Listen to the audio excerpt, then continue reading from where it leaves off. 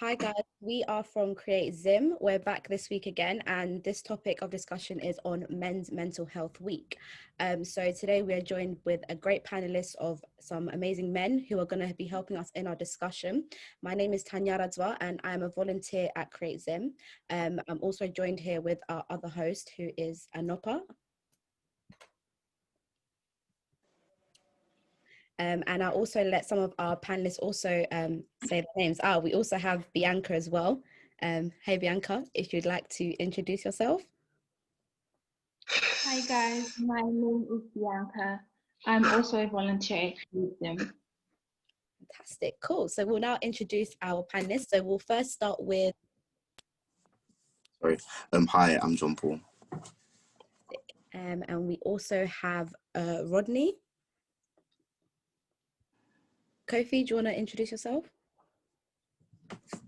Hi, I'm Kofi the Jumpsuit. I'm a second-year pharmacy student. And Tino Tenda. Hi guys. My name is Tino Tenda Michael Simemeza, and I'm a medical doctor in Zimbabwe.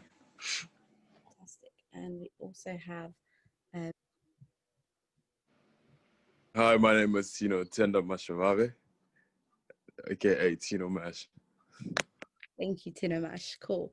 Okay, guys. So as I said, we're going to be discussing on men's mental health. I'm now going to pass over to Bianca, who's going to give us a nice icebreaker.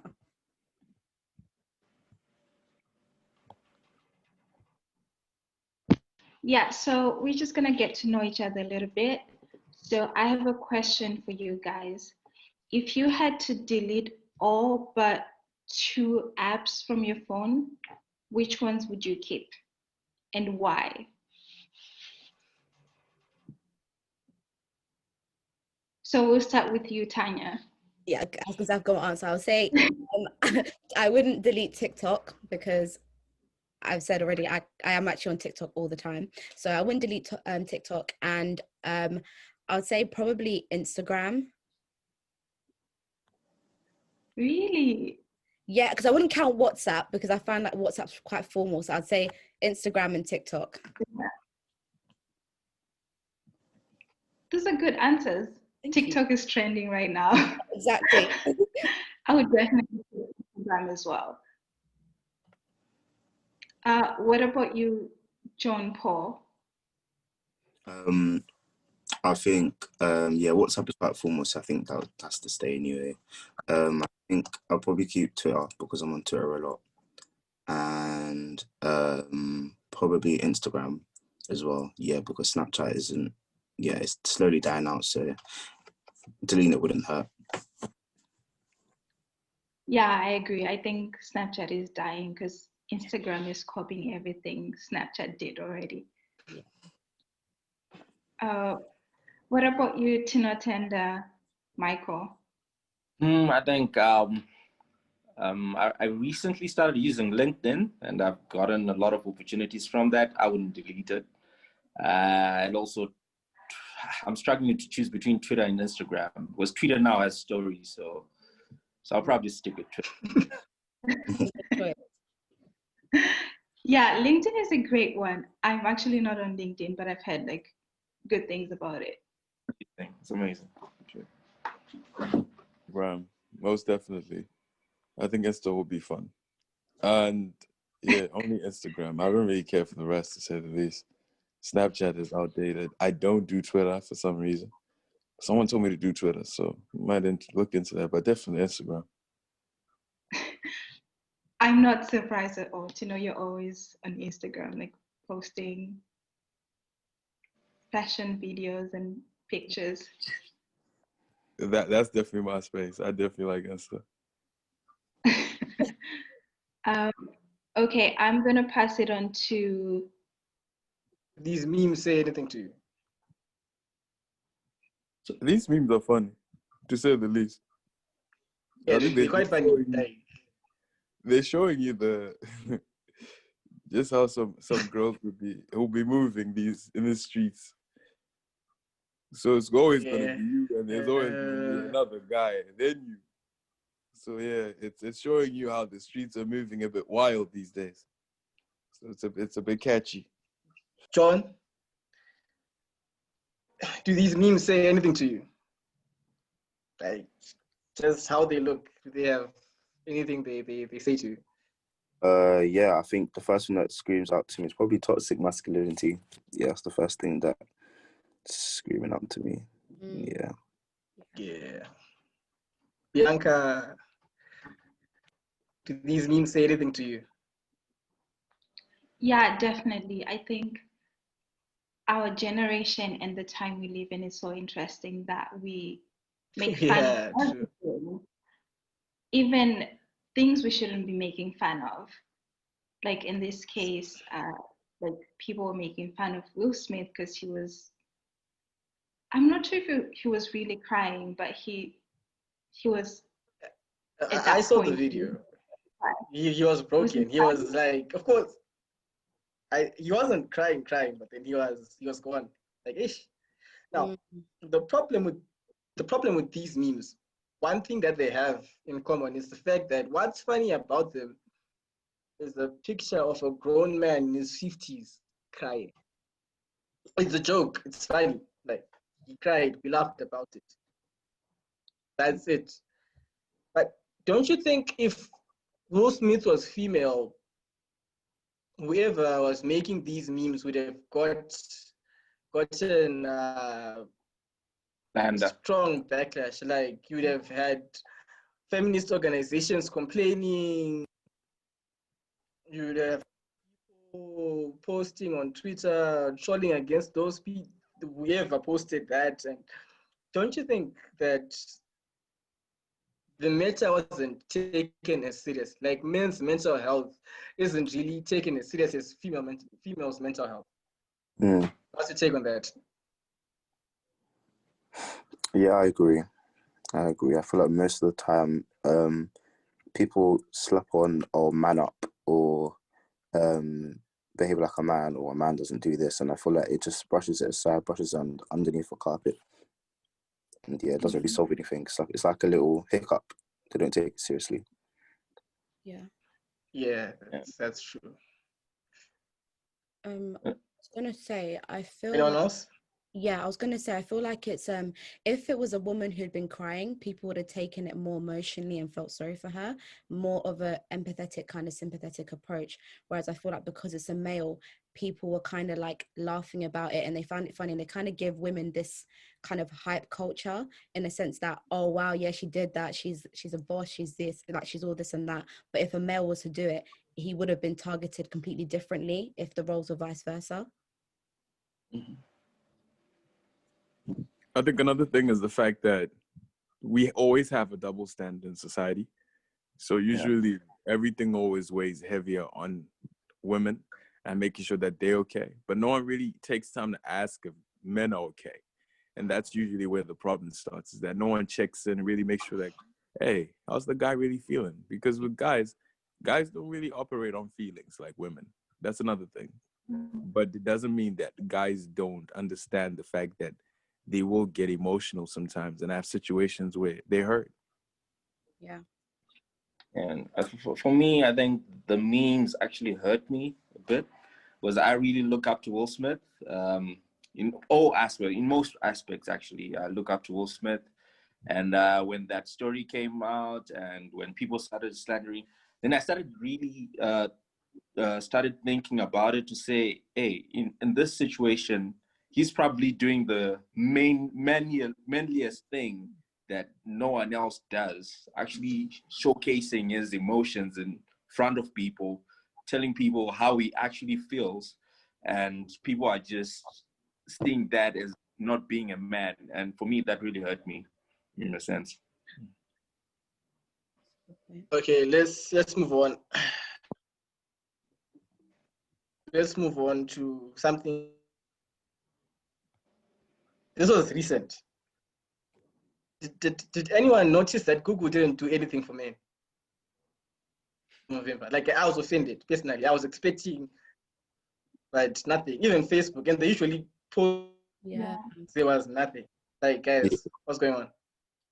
Yeah, for me, it wasn't from Google because I never checked Google, but Instagram. You know how on like women's day or different days women celebrate, it's all over Instagram. But for Men's Mental Health Day, I think from the people I follow, I only saw like 1 or 2 posts. So I thought that was a little bit off. So basically, it's all marketing.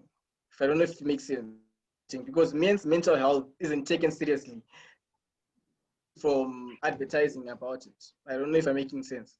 Yeah. It's not a priority, at least because it's all marketing. I don't know if I'm making sense. Mm-hmm. Yeah. Because men, just like women, are also affected with mental health. I'm a guy, and I also have times when things go south, and if I cry, I actually cry. Like, yeah, I really get emotional sometimes. But then let's move on to the next slide. Then what hurts me the most is, why is men's mental health not taken as seriously as women? Like, ish, guys. In high school when you cry, and I don't know. What do you guys think? Why is it like this? I think you just answered part of the question. Is Sure. from growing up, it's the things we're taught and the things, more specifically, men are told from a young age. Like, you shouldn't be doing things a certain way because men are not supposed to do this. There's stigma against men showing their emotions. Yeah. In our societies, it's looked upon as a weakness instead of a strength when you show up your emotions. Mm-hmm. I agree with that point. It's definitely seen as if you're kind of being weak, because men are supposed to have this whole macho, no cry, no showing kind of emotion kind of thing. So I feel like that's kind of why people don't really hone in on it. And like we say, it's kind of like a nature versus nurture kind of thing. You know how people always say that women are more inclined to be nurturing and stuff like this, whereas a man is kind of more supposed to be outside, be the dominant one, the head of the house. So it kind of is like, when you title things in that way, you kind of block off that a man can have emotion. So I think that's why people tend to focus it more onto women, more so than males. Tino, from a professional point of view, why Tino? There are 2 Tinos now. Dr. Tino, Okay. from a professional So point of view, why do you think it's so? I think, like what Tanya is saying, there's a question of identity, whether how one identifies himself or how people identify you, and it's like what she said, the question of nature and nurture. So naturally, nature, nature, to say, if you are born and you are male and you're dark in complexion or whatever, that's who you are. There's nothing much you can do about it.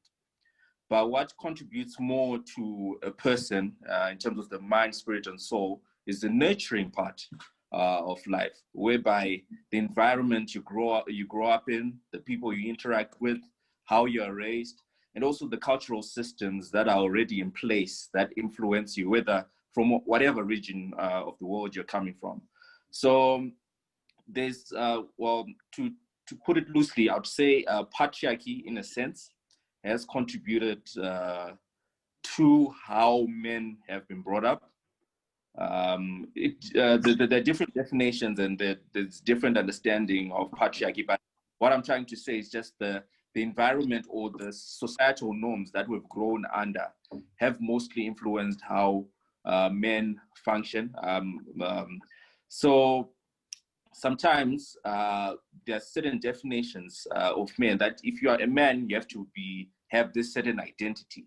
You have to be strong. You have to be macho. You have to, you just have to be hard-headed in a sense, and that really affects how we grow up. And I'm afraid it has actually become really clear nowadays that we are losing ourselves as men, and we actually don't know how to define being a man nowadays, in a sense.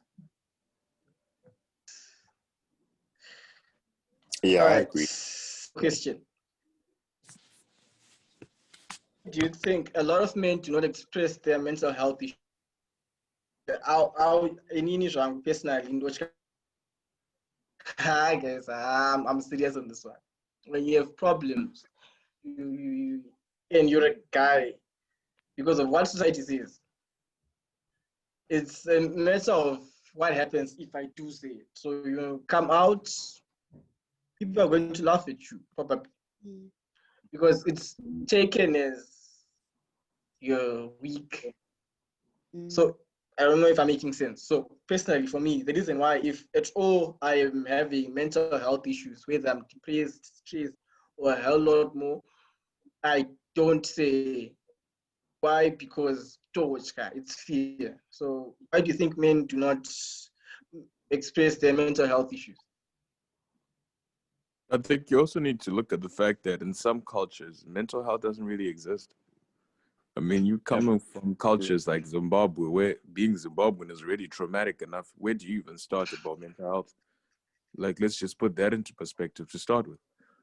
And another thing is the fact that people don't even know the signs of mental health. So for them to be able to identify, express them, some people are so uninformed, they don't even know what is mental health. So you also need to also realize that most people who think about mental health are people that have left the country and have been exposed to it. If you have been in Zimbabwe all your life, sometimes you really don't see that because to you, everything is normal. And it's just part of the system type of thing. Yeah. I agree. That's true. And I think in this day and age as well, like it's difficult for everyone, not well, more especially men, but like women as well, especially with social media and like everything that's going on. You know, like you have to post and keep up to date and look like you're always around and always, you know, present and in contact with everyone, but no one actually knows what's going on beneath, you know what I mean? So it's about maintaining contact with the people that you actually like do love and appreciate and making sure that they're okay. I also believe that also lack of mentorship has also contributed a lot. The mentorship in a family unit, in a societal unit, has actually contributed a lot into towards men's lack of mental health in a sense. Really? Oh, so, okay, could you just continue from there and just tell us what you think needs to be done to improve awareness of men's mental health? We have the problem. It's there. What do you do about it? I think definitely encouraging people to come and speak up about it initially would be a good thing, because I know that for me especially, one thing that I've learned to do is just to speak up, because not only does it help me, but it helps other people as well. So there's been instances where I've spoken up about my mental health and it's helped other people come forth. So I feel like raising awareness, not only externally, but internally as well, to get other people to kind of think, men to think to themselves, okay, have they experienced this? Or maybe when this person was experiencing these type of things, maybe I was feeling like this too. So, you know, how was my mental health back then? And it kind of allows people to become more conscious of how they actually felt or how they are feeling right now. So I think, yeah, getting people to speak up will raise both internal and external awareness.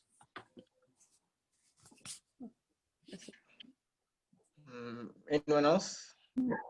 Yeah, I think we need to create safe spaces in our communities so that people can have the boldness and the courage to speak up if something is going on in their lives. Because if we laugh at people, more specifically men, who are expressing their emotions or their mental health issues, then the next time something happens, they're not going to speak up. They'll keep it to themselves, which will lead to other serious issues. So if we create safe spaces with trust where people can come to you as a brother or a friend or a sister in our various relationships, I think that will help everybody involved. Yeah. Okay, that's fine. So that is the end of our discussion, guys. If there's any questions at all or not, then we've come to the end. So yeah, guys, as we've said, we discussed on Men's Mental Health Week. It was really nice to have you all joining us. Thank you for coming out and, you know, speaking upon something that I guess isn't really spoken about. We also want to say to people watching to make sure you like, comment, and subscribe. And also all the people in this video, their socials will be in the bio below. But yeah, we are from Create Zim, guys. So thank you for watching.